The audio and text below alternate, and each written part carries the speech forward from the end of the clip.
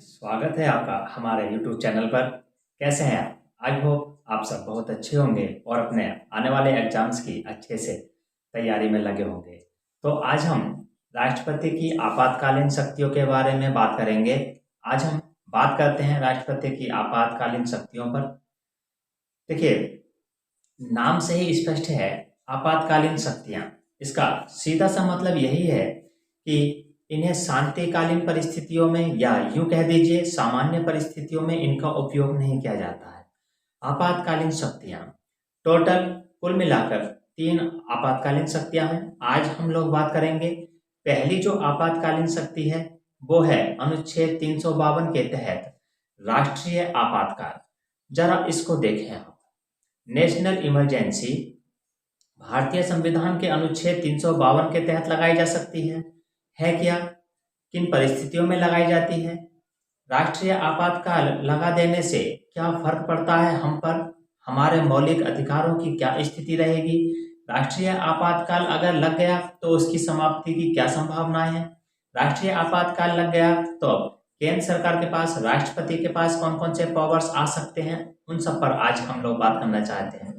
तो जरा देखिए, अनुच्छेद 352 राष्ट्रीय आपातकाल का उल्लेख करता है और आप सारे लोग जानते होंगे कि राष्ट्रीय आपातकाल 3 परिस्थितियों में लगाए जाने का उल्लेख अनुच्छेद 352 में है। पहले लिखा हुआ है बाह्य आक्रमण, यानी कि एक्सटर्नल एग्रेसिव, यानी भारत पर यदि किसी राष्ट्र ने हमला कर दिया, आक्रमण कर दिया, तब ऐसी स्थिति में राष्ट्रीय आपातकाल लगाया जा सकता है। एक दूसरी बात, भारत खुद किसी राष्ट्र के साथ यदि युद्ध में शामिल हो गया है तो ऐसी स्थिति में भी राष्ट्रीय आपातकाल लगाया जा सकता है। भारत द्वारा किसी युद्ध में शामिल हो जाने पर, अब देखो, मुझे मालूम है कि आप ये प्रश्न पूछेंगे कि युद्ध में शामिल हो जाने का क्या मतलब है। देखिए, युद्ध में शामिल होने का सीधा सा मतलब यही होता है कि भारत खुद किसी राष्ट्र पर हमला कर दे। लेकिन आप याद रखना कि इस प्रकार की कोई भी शब्दावली भारत के संविधान में लिखी हुई नहीं है। ऐसा नहीं लिखा हुआ है कि हम किसी राष्ट्र के ऊपर हमला कर दें। सीधा लिखा हुआ है कि भारत किसी राष्ट्र के साथ युद्ध में शामिल हो जाए। ये दूसरी कंडीशन है। तीसरी कंडीशन लिखा हुआ है सशस्त्र विद्रोह, यानी जनता या जनता का कोई भाग हथियार लेकर अगर सरकार के खिलाफ में, स्टेट के खिलाफ में विद्रोह कर दे, जिसे हम आर्म्ड रेवेलियन कहते हैं, सशस्त्र विद्रोह कर दिया जाए, तब ऐसी स्थिति में राष्ट्रीय आपातकाल लगाया जा सकता है। जो लोग जिनका अभी कॉन्सेप्ट क्लियर नहीं है उनका कॉन्सेप्ट क्लियर होना चाहिए। जरा कॉन्सेप्ट क्या है देखते हैं। अनुच्छेद 352 के तहत राष्ट्रीय आपातकाल 3 परिस्थितियों में लगाया जाता है। पहला कॉन्सेप्ट ये है, इन तीनों कंडीशन का एक साथ होना जरूरी नहीं है। यदि कोई राष्ट्र हम पर हमला कर दे, इस आधार पर भी लगा सकते हैं। भारत किसी युद्ध में शामिल हो जाए, इस आधार पर भी हम लोग राष्ट्रीय आपातकाल लगा सकते हैं। और भारत की जनता का कोई भाग यदि हथियारों के साथ विद्रोह कर दे, तब भी हम ऐसी स्थिति में अनुच्छेद 352 का उपयोग कर सकते हैं। पहला जो कॉन्सेप्ट है आज का वो ये है, तीनों कंडीशन का एक साथ होना अनिवार्य नहीं है। याद रखिएगा, इस प्रकार का सवाल आ सकता है। पहली बात तो है ये। दूसरी बात, अनुच्छेद 352 में एक बात और लिखी हुई है जो अक्सर हमारी नजर में नहीं आती, बहुत ध्यान से सुनना। और वो बात ये लिखी हुई है, इन तीनों कंडीशन के वास्तविक रूप में ना होने पर भी, अर्थात ना किसी राष्ट्र ने हम पर हमला किया, ना भारत किसी युद्ध में शामिल हुआ और ना ही जनता के किसी भाग द्वारा सशस्त्र विद्रोह किया, तो भी राष्ट्रीय आपातकाल लगाया जा सकता है। अनुच्छेद 352 में साफ लिखा हुआ है, इन तीनों परिस्थितियों के वास्तविक रूप में ना होने, अर्थात इसका मतलब ये है केवल इनकी संभावना होने पर भी राष्ट्रीय आपातकाल लगाया जा सकता है। ये आज का दूसरा कॉन्सेप्ट है जिसको आपको थोड़ा सा ध्यान रखना है। तो तीनों परिस्थितियां वास्तविक रूप में नहीं होंगी, केवल संभावना होगी, तो राष्ट्रीय आपातकाल लगाया जा सकता है, ऐसा अनुच्छेद 352 कहता है। देखिए, आप लोग शायद जानते होंगे, देश में अब तक 3 बार राष्ट्रीय आपातकाल लगाया जा सक गया है। 3 बार नेशनल इमरजेंसी लगी है हमारे देश में। कब कब लगी है? पहली लगी थी 1962 में। कारण क्या था? कारण था चीन ने हम पर हमला कर दिया, चीनी आक्रमण इसका कारण था। और आपको याद रखना है, 1962 में जब ये राष्ट्रीय आपातकाल लगाया था चीनी आक्रमण की वजह से, उस समय डॉक्टर सर्वपल्ली राधाकृष्णन देश के राष्ट्रपति थे। डॉक्टर सर्वपल्ली राधाकृष्णन, एक तो बात आपको याद रखनी है ये। दूसरी बार जब इमरजेंसी लगी 1971 में, 1971 में जब पाकिस्तान ने हम पर हमला किया, पाकिस्तान आक्रमण दूसरी बार राष्ट्रीय आपातकाल का कारण बना और उस समय देश के जो राष्ट्रपति थे वो थे वीवी गिरी। इसको भी आप याद रखिएगा। आजकल इस प्रकार के प्रश्न आने लग गए हैं, लिखा हुआ आ जाएगा 3 राष्ट्रीय आपातकाल का समय, एक तरफ आपातकाल का समय लिखा होगा, दूसरी तरफ 3 कारण लिखे होंगे, आपको उनको मैच करना होगा। आपातकाल में कौन कौन राष्ट्रपति थे, आपको उनको मैच करने का प्रश्न आ सकता है। तीसरी बार आपातकाल लगा 1975 में, 1975 में, और उस समय जो कारण बतलाया गया वो था इंटरनल डिस्टरबेंस, आंतरिक अशांति, आंतरिक असंतोष। अब देखिए, आपके मन में एक प्रश्न आ रहा होगा कि जब मैंने अभी अनुच्छेद 352 किन किन परिस्थितियों में लगाया जा सकता है, उन परिस्थितियों का जब उल्लेख किया तब मैंने वहां पर कहीं भी आंतरिक असंतोष का उल्लेख नहीं किया, लेकिन यहाँ पर आंतरिक असंतोष आ रहा है, आंतरिक अशांति आ रही है, उस पर बात करेंगे। ये जब लगाया गया उस समय देश के राष्ट्रपति हुआ करते थे फखरुद्दीन अली अहमद। फखरुद्दीन अली अहमद, ये तो बात एक है जिसको आपको ध्यान रखना है। अब बात आती है आंतरिक असंतोष के बारे में। आपको बहुत ढंग से पता होना चाहिए, मूल भारत का जो संविधान है उस संविधान का जो अनुच्छेद 352 है उसमें बाह्य आक्रमण के आधार पर, भारत द्वारा किसी युद्ध में शामिल हो जाने के आधार पर, और तीसरा जो आधार लिखा हुआ था दैट वाज इंटरनल डिस्टरबेंस, यानी आंतरिक असंतोष का उल्लेख ओरिजिनल कॉन्स्टिट्यूशन में था। और ऐसा कहते हैं कि 1975 में जब आंतरिक असंतोष के आधार पर आपातकाल लगाया गया तो ऐसा कहा जाता है कि सरकार ने अपनी पावर का मिसयूज किया। तो ऐसी स्थितियों में जब मोरारजी देसाई की सरकार 1977 में आई, तब इस सरकार ने 1978 में 1978 में 1978 याद रखना, एक संशोधन किया, दैट वाज 44वां संविधान संशोधन। और 44वां संविधान संशोधन करके 1978 में ये जो आंतरिक असंतोष शब्द लिखा हुआ था उस शब्द को वहां से हटा दिया और उसकी जगह पर लिख दिया सशस्त्र विद्रोह। आंतरिक असंतोष शब्द हटा दिया गया है और उसकी जगह पर लिखा हुआ है सशस्त्र विद्रोह। इस शब्द को भी आप थोड़ा सा ध्यान रखिएगा। आर्म्ड रेबेलियन, सशस्त्र विद्रोह शब्द ओरिजिनल कॉन्स्टिट्यूशन में लिखा हुआ नहीं था। बाद में क्या गया, 44वें संविधान संशोधन के द्वारा 1978 में क्या गया, इसको आप ध्यान रखिएगा।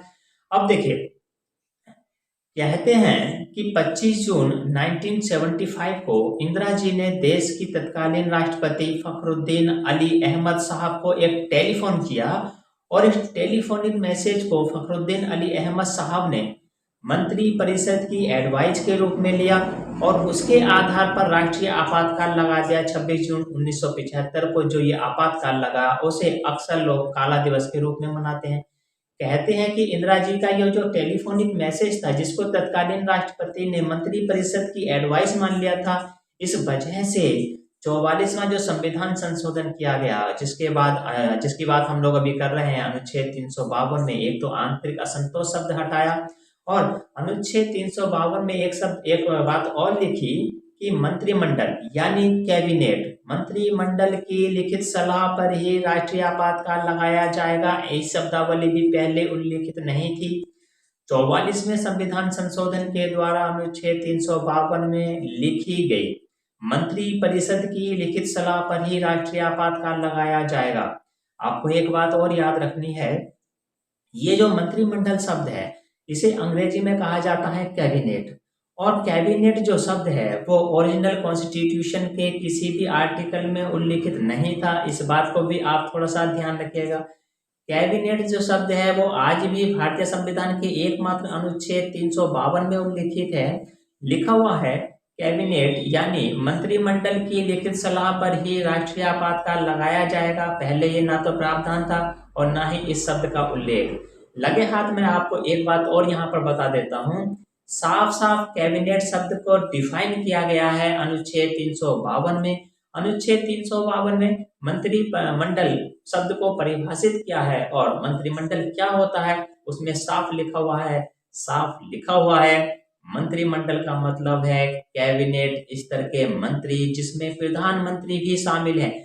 बहुत बढ़िया सवाल आ सकता है।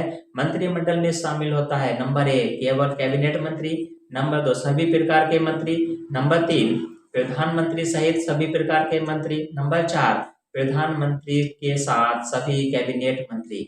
यस, प्रधानमंत्री के साथ सभी कैबिनेट मंत्री मंत्रिमंडल में शामिल होते हैं। और इवन यहाँ तक कहा जा सकता है कि क्या ये परिभाषित है? यस, अनुच्छेद 352 में न केवल मंत्रिमंडल शब्द उल्लिखित है, बल्कि मंत्रिमंडल होता क्या है ये भी परिभाषित है, और ये भी 44वें संविधान संशोधन के द्वारा किया गया। इस बात को आप थोड़ा सा ध्यान रखिएगा। अब देखिए, राष्ट्रीय आपातकाल लग गया तो क्या होगा, ये आपके मन में एक प्रश्न आ रहा होगा। राष्ट्रीय आपातकाल लग गया तो कितने समय तक बिना पार्लियामेंट की अनुमति के आप जारी रख सकते हैं? भारतीय संविधान का अनुच्छेद 352 साफ साफ शब्दों में कहता है, अगर राष्ट्रीय आपातकाल लग गया तो 1 महीने के भीतर संसद से अनुमति लेनी होगी। दोस्तों, प्रश्न उल्टा भी आ सकता है। देखिए, इस तरह से भी प्रश्न आ सकता है कि बिना संसद की अनुमति के राष्ट्रीय आपातकाल कितने समय तक जारी रह सकता है? तो बिना संसद की अनुमति के 1 महीना तक राष्ट्रीय आपातकाल जारी रह सकता है, क्योंकि कॉन्स्टिट्यूशन में लिखा हुआ है कि राष्ट्रीय आपातकाल यदि लगा तो 1 महीने के भीतर आप अनुमति लोगे, और संसद से अनुमति यदि नहीं मिली तो ऐसी स्थिति में राष्ट्रीय आपातकाल उसी दिन समाप्त हो जाएगा जिस दिन संसद ने अनुमति नहीं दी। तो इस बात को याद रखना है। अनुच्छेद 352 ये कहता है कि 1 महीने के भीतर संसद से अनुमति लेनी होगी। अब आपके मन में एक प्रश्न आ रहा होगा कि संसद यदि अनुमति देगी तो कैसे देगी? तो आपको बता दें, साफ लिखा हुआ है, सदन की कुल सदस्य संख्या का बहुमत तथा उपस्थित और मतदान करने वालों के 2/3 बहुमत से ही यह अनुमति लेनी होगी। ऐसा अनुच्छेद 352 में लिखा हुआ है। ऐसे प्रश्न भी आ सकते हैं, सदन की कुल सदस्य संख्या का बहुमत तथा उपस्थित और मतदान करने वालों का 2/3 बहुमत, तो ये दोनों हाउस से पारित हो गया। ऐसी स्थिति में राष्ट्रीय आपातकाल कंटिन्यू रह सकता है, वरना 1 महीने में यदि आपने समाप्त नहीं किया तो भी राष्ट्रीय आपातकाल समाप्त हो सकता है। इस बात को भी आप थोड़ा सा ध्यान रखें। अब आप प्रश्न पूछोगे, अगर एक बार अनुमति मिल गई तो? एक बार अनुमति यदि संसद ने दे दी तो ऐसी स्थिति में राष्ट्रीय आपातकाल 6 महीने के लिए जारी रह सकता है। एक बार यदि संसद ने अनुमति दे दी तो ऐसी स्थिति में 6 महीने तक राष्ट्रीय आपातकाल जारी रह सकता है। अब आप मुझसे पूछोगे, अधिकतम कितने समय तक? अधिकतम कितने समय तक? तो आपको बता देते हैं, अनंत समय तक राष्ट्रीय आपातकाल लगाया जा सकता है, लेकिन आपको हर 6 महीने में संसद से अनुमति लेनी होगी। ऐसा अनुच्छेद 352 में साफ साफ शब्दों में लिखा हुआ है। संसद की अनुमति के बिना 1 महीने तक जारी रख सकते हैं। अगर 1 महीने के भीतर आपने संसद से अनुमति ले ली तो 6 महीने तक जारी रह सकते हैं।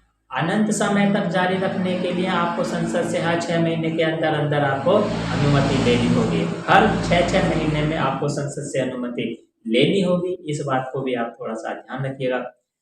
कई बार विद्यार्थी ये भी प्रश्न पूछते हैं कि इस दौरान यदि लोकसभा भंग हो गई तो? हमारे कॉन्स्टिट्यूशन के जो निर्माता थे, देखिए वो देवदूत थे, उन्होंने सारी कल्पना पहले से ही कर ली थी। क्योंकि हम लोग अच्छी तरह से जानते हैं कि Lok Sabha, house of the people जो है, वह एक अस्थायी सदन है। उसका कार्यकाल 5 वर्ष होता है। पहले दिन भी वह भंग हो सकता है। यदि देश ने राष्ट्रीय आपातकाल लगाया, एक बार संसद ने अनुमति दे दी, और हम लोग अब चाहते हैं कि और राष्ट्रीय आपातकाल को कंटिन्यू करें, जबकि इस दौरान यदि लोकसभा भंग हो गई तो फिर क्या होगा? डरने की कोई बात नहीं है। यदि लोकसभा भंग हो गई तो ऐसी स्थिति में हमारे पास राज्यसभा है। राज्यसभा को हमने परमानेंट हाउस बनाया है। स्थायी सदन बनाने का उद्देश्य एक ये भी था कि अगर लोकसभा उस दौरान भंग हो जाए तो आपको अनुमति कहाँ से लेनी होगी? राज्यसभा से लेनी होगी। ये भी कॉन्स्टिट्यूशन के आर्टिकल 352 में साफ साफ शब्दों में लिखा हुआ है। इस बात को भी आप थोड़ा सा ध्यान रखें। और आगे क्या लिखा हुआ है? आगे ये लिखा हुआ है कि लोकसभा जिस दिन भी गठित होगी, जिस दिन भी लोकसभा वापस गठित होगी, उसके 30 दिन के भीतर आपको लोकसभा से भी राष्ट्रीय आपातकाल के लिए अनुमति लेनी होगी। क्या मतलब हुआ? आपने राष्ट्रीय आपातकाल लगाया, आज 18 दिसंबर, 1 महीने तक बिना संसद की अनुमति के आप जारी कर सकते हैं, कोई दिक्कत नहीं। 16 जनवरी से पहले आपको राष्ट्रीय आपातकाल की स्वीकृति लेनी होगी संसद से। अगर आपने 16 जनवरी को अनुमति ले ली तो अगले 6 माह तक ये जारी रह सकता है। 6 महीने पूरे होने वाले हैं और उसी दौरान लोकसभा भंग हो गई, कोई बात नहीं। यदि आप 6 महीने से ज्यादा कंटिन्यू करना चाहते हैं तो ऐसी स्थिति में आप राज्यसभा से अनुमति ले लीजिए। राज्यसभा से अनुमति ले ली तो आप मुझसे प्रश्न पूछेंगे कि क्या अकेले राज्यसभा अनुमति दे सकती है? यस, राज्यसभा अकेले अनुमति दे सकती है क्योंकि लोकसभा भंग हो गई है। लेकिन लोकसभा वापस गठित हो जाती है तो कॉन्स्टिट्यूशन का आर्टिकल 352 ये कहता है कि ऐसी स्थिति में 30 दिन के भीतर भीतर लोकसभा से भी आपको अनुमति लेनी होगी। राज्यसभा ने अनुमति दे दी, लोकसभा ने अगर 30 दिन के भीतर अनुमति नहीं दी तो राष्ट्रीय आपातकाल उसी दिन से समाप्त हो जाएगा। इस बात को भी आप थोड़ा सा ध्यान रखें। अब राष्ट्रीय आपातकाल लग गया तो क्या होगा, ये बहुत महत्वपूर्ण प्रश्न है। राष्ट्रीय आपातकाल कोई सामान्य परिस्थिति नहीं है। राष्ट्रीय आपातकाल विषम परिस्थितियों में लगाई जाने वाली स्थिति है। और राष्ट्रीय आपातकाल लग गया तो क्या होगा? राष्ट्रीय आपातकाल मैंने कहा बहुत विषम परिस्थितियों में लगाया जाता है। हमारे मौलिक अधिकारों का हनन किया जा सकता है, मौलिक अधिकारों को निलंबित किया जा सकता है राष्ट्रीय आपातकाल में। जरा इसको सुनिएगा। इसके संदर्भ में 2 आर्टिकल आपको याद रखने हैं। एक आर्टिकल है 358 और दूसरा आर्टिकल है 359। बहुत बारीकी से सुन लेना। राष्ट्रीय आपातकाल लगाए जाने पर हमारे मौलिक अधिकार निलंबित किए जा सकते हैं। मैं शब्द बोल रहा हूँ, निलंबित किए जा सकते हैं। इसका मतलब सस्पेंड करना है। मौलिक अधिकार कभी भी समाप्त नहीं किए जाते हैं, हमेशा ध्यान रखिएगा, निलंबित किए जाते हैं। एक दूसरी बात, आर्टिकल 359 ये कहता है अगर राष्ट्रीय आपातकाल लग गया तो अनुच्छेद 20 और 21 को छोड़कर अन्य सभी मौलिक अधिकार सस्पेंड किए जा सकते हैं। दूसरी बात, आप हमेशा ध्यान रखिए, मौलिक अधिकार कभी भी अपने आप स्वतः ही ऑटोमेटिकली निलंबित नहीं होते हैं। मौलिक अधिकारों को निलंबित करना होता है। राष्ट्रपति एक आदेश से राष्ट्रीय आपातकाल लगाएगा और दूसरे, तीसरे, चौथे आदेशों से मौलिक अधिकारों को सस्पेंड करेगा। ऑटोमेटिकली मौलिक अधिकार कभी सस्पेंड नहीं होते हैं। 359 ये कहता है अनुच्छेद 20 और 21 को छोड़कर अन्य सभी मौलिक अधिकार निलंबित किए जा सकते हैं राष्ट्रपति के द्वारा राष्ट्रीय आपातकाल के दौरान। 358 क्या कहता है? 358 ये कहता है कि अनुच्छेद 319 जो हमें 6 प्रकार की स्वतंत्रताएं देता है, अनुच्छेद 358 ये कहता है कि अगर राष्ट्रीय आपातकाल लग जाए तो ऐसी स्थिति में अनुच्छेद 19 ऑटोमेटिकली स्वतः ही निलंबित हो जाएगा। लेकिन बहुत बारीकी से सुन लेना, अगर राष्ट्रीय आपातकाल सशस्त्र विद्रोह के आधार पर लगाया गया है तो ऐसी स्थिति में अनुच्छेद 19 भी निलंबित नहीं होगा। बाह्य आक्रमण के आधार पर लगाया, भारत किसी युद्ध में शामिल हो गया, उस स्थिति में यदि राष्ट्रीय आपातकाल लगाया गया तो ऐसी स्थिति में अनुच्छेद 19 ऑटोमेटिकली समाप्त हो जाएगा। लेकिन यदि सशस्त्र विद्रोह के आधार पर आपातकाल लगाए तो ऐसी स्थिति में अनुच्छेद 19 निलंबित नहीं होगा। इस बात का उल्लेख है अनुच्छेद 358 में। तो राष्ट्रीय आपातकाल बहुत खतरनाक परिस्थितियों में लगाई जाने वाली स्थिति है और राष्ट्रीय आपातकाल लगा देने पर हमारे मौलिक अधिकार निलंबित किए जा सकते हैं। इस बात को भी आप थोड़ा सा ध्यान रखें। अब देखिए, कुछ प्रश्न आपके दिमाग में आ रहे होंगे, मैं बता देता हूँ। एक तो दिमाग में आपके प्रश्न आ रहा होगा कि 1965 में पाकिस्तान के साथ हमारा युद्ध हुआ तो हमने राष्ट्रीय आपातकाल क्यों नहीं लगाया? हमने इसलिए आपातकाल नहीं लगाया क्योंकि 1962 में पहले से आपातकाल लगा हुआ था जो 1968 तक जारी रहा, जबकि युद्ध 1965 में हुआ। इसका मतलब राष्ट्रीय आपातकाल तो पहले से लगा हुआ था। दूसरी बात, आप मुझसे प्रश्न पूछोगे 1971 में जो राष्ट्रीय आपातकाल लगा था वो 1977 में समाप्त हुआ, तो ऐसी स्थिति में 1975 में हमने आपातकाल और क्यों लगाया जबकि राष्ट्रीय आपातकाल तो पहले से लगा हुआ था? इसको भी क्लियर कर देते हैं। 1975 में राष्ट्रीय आपातकाल का जो लगा था वो आंतरिक असंतोष के आधार पर लगा था, इंटरनल डिस्टर्बेंस। और आपको एक बात बता देता हूं, हमारा जो कॉन्स्टिट्यूशन का आर्टिकल 358 है, जो अनुच्छेद 358 है, वो ओरिजिनली वो आज का है नहीं है, वो मूल अनुच्छेद है। वो ये कहता था कि यदि आंतरिक असंतोष के आधार पर राष्ट्रीय आपातकाल लगाया जाता है तो ऐसी स्थिति में अनुच्छेद 19 स्वतः निलंबित किया जा सकता है। बाद में इस अनुच्छेद को चेंज कर दिया और आजकल अनुच्छेद 358 के अंतर्गत प्रावधान ये है कि अनुच्छेद 19 स्वतः निलंबित होगा, लेकिन सशस्त्र विद्रोह के आधार पर राष्ट्रीय आपातकाल लगाए जाने पर अनुच्छेद 19 निलंबित नहीं होगा। इस प्रकार हमने इस बात को हमें ध्यान रखना है और आपको पता होना चाहिए। साथ ही साथ आपको एक बात और बता देते हैं, राष्ट्रीय आपातकाल लगाए जाने पर भारतीय संविधान का अनुच्छेद 250, बहुत ध्यान से सुनिएगा, भारतीय संविधान का अनुच्छेद 250 ये कहता है कि यदि अनुच्छेद 352 के तहत राष्ट्रीय आपातकाल लगा दिया तो ऐसी स्थिति में राज्य सूची यानी स्टेट लिस्ट, राज्य सूची के विषय पर कानून बनाने का अधिकार संसद को प्राप्त हो जाता है। इस बात को भी आप ध्यान रखिएगा, ऐसा अनुच्छेद 250 में लिखा हुआ है।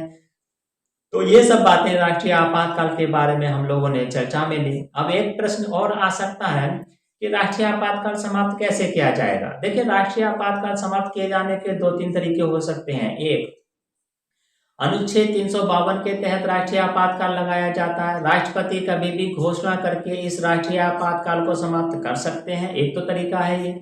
दूसरा, आपको ये बताया गया कि राष्ट्रीय आपातकाल लग जाए तो 1 महीने के भीतर संसद से अनुमति लेनी होती है। अगर 1 महीने के भीतर संसद ने अनुमति नहीं दी तो राष्ट्रीय आपातकाल अपने आप समाप्त हो जाएगा। इसी प्रकार से अगर एक बार संसद की अनुमति मिल गई तो अगले 6 महीने तक राष्ट्रीय आपातकाल जारी रह सकता है, और 6 महीने से पहले पहले आपने वापस अनुमति नहीं ली तो राष्ट्रीय आपातकाल अपने आप समाप्त हो जाएगा। लेकिन इससे भी बढ़िया बहुत अच्छा प्रश्न है, वो ये हो सकता है कि क्या इनके अलावा भी कोई पहल करके राष्ट्रीय आपातकाल को समाप्त कर सकता है। यस, भारतीय संविधान का अनुच्छेद 352 साफ शब्दों में ये कहता है कि Lok Sabha, house of the people, Lok Sabha के कुल सदस्य संख्या, लोकसभा की कुल सदस्य संख्या का 1/10 भाग, यदि लोकसभा का सत्र चल रहा है तो लोकसभा अध्यक्ष के सामने, और यदि लोकसभा का सत्र नहीं चल रहा है तो ऐसी स्थिति में राष्ट्रपति के समक्ष एक प्रस्ताव रखेंगे। इस प्रस्ताव में ये कहा जाएगा कि हम लोग राष्ट्रीय आपातकाल को समाप्त करना चाहते हैं। राष्ट्रीय आपातकाल की समाप्ति करने रखने के लिए ये प्रस्ताव, जो कुल सदस्य संख्या लोकसभा की है, वो 1/10 के द्वारा लाया जाएगा, और प्रस्ताव लाने के बाद 14 दिन के भीतर लोकसभा की बैठक बुलाई जाती है, और यदि उस बैठक में लोकसभा अगर प्रस्ताव पारित कर देती है तो ऐसी स्थिति में राष्ट्रीय आपातकाल समाप्त किया जा सकता है। अनुच्छेद 352 के तहत लोकसभा की पहल पर भी राष्ट्रीय आपातकाल समाप्त किया जा सकता है। राष्ट्रीय आपातकाल संपूर्ण भारत में लगाया जा सकता था, ऐसा ओरिजिनल कॉन्स्टिट्यूशन कहता है। 42वें संविधान संशोधन 1976 के द्वारा ये प्रावधान किया गया कि राष्ट्रीय आपातकाल देश के किसी एक भाग में भी लगाया जा सकता है। अब आप मुझसे पूछोगे एक भाग का क्या मतलब है? ऐसा कॉन्स्टिट्यूशन में कहीं परिभाषित नहीं किया गया है। हम कह सकते हैं कि किसी पार्टिकुलर एक एरिया में यदि मौलिक अधिकारों को सस्पेंड करना है तो ऐसी स्थिति में अनुच्छेद 352 के तहत राष्ट्रीय आपातकाल लगाया जा सकता है। तो आज हमने राष्ट्रीय आपातकाल अनुच्छेद 352 के तहत चर्चा की। हमारी चर्चा जारी रहेगी, लेकिन आज का सफर यहीं तक। मिलते हैं कल फिर इसी टॉपिक के साथ, यानी राष्ट्रीय आपातकाल से संबंधित जो और मुद्दे रह गए हैं हम उस पर बात करेंगे। तब तक दीजिए मुझे अनुमति, व्यस्त रहिए, मस्त रहिए और अपने एग्जाम्स की तैयारी अच्छे से करते रहिए। तब तक जब तक आप सफल नहीं हो जाते हैं तो दीजिए मुझे अनुमति।